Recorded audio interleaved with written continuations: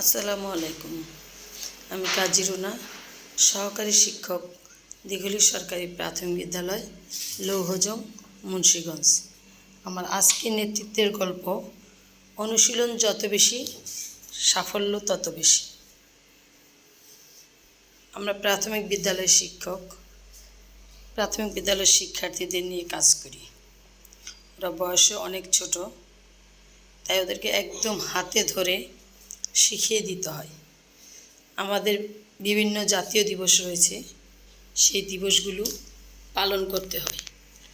আর আমার বিদ্যালয়টি যেহেতু উপজেলা সদরে অবস্থিত, তাই আমাদেরকে প্রতিনিয়ত উপজেলার বিভিন্ন কার্যক্রমে অংশগ্রহণ করতে হয়।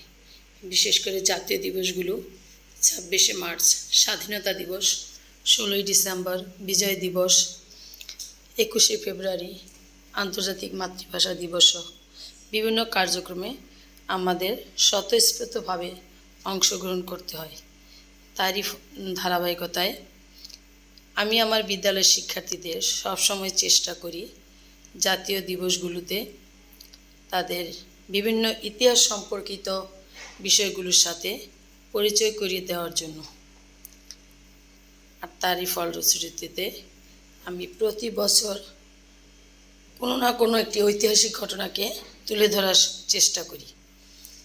এজন্য লাল সবুজের বিজয় নিশান, এজন্য লাল সবুজের এক সোনার বাংলা। আমাদের ক্ষুদে শিক্ষার্থীরা তাদের প্রাণপণ চেষ্টা করে শিক্ষকের দেওয়া নির্দেশনা মোতাবেক আদেশগুলো পালন করার জন্য।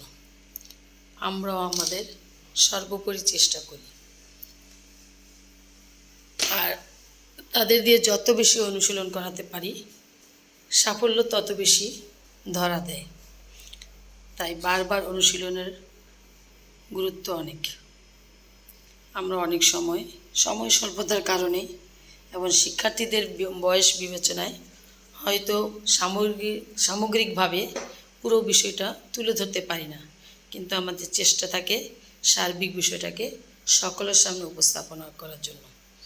আর এভাবেই প্রতি বছর আমরা কোনো না কোনো অবস্থান উপজেলায় তৈরি করি এবং আমার শিক্ষার্থীরা যখন পুরস্কৃত হয় একজন শিক্ষক হিসেবে, তখন সত্যিই নিজেকে ভাগ্যবান মনে হয়।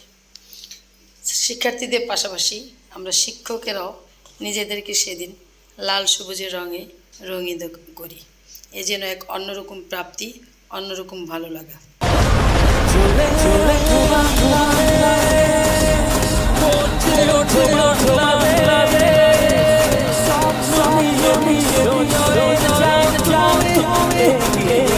Yeah.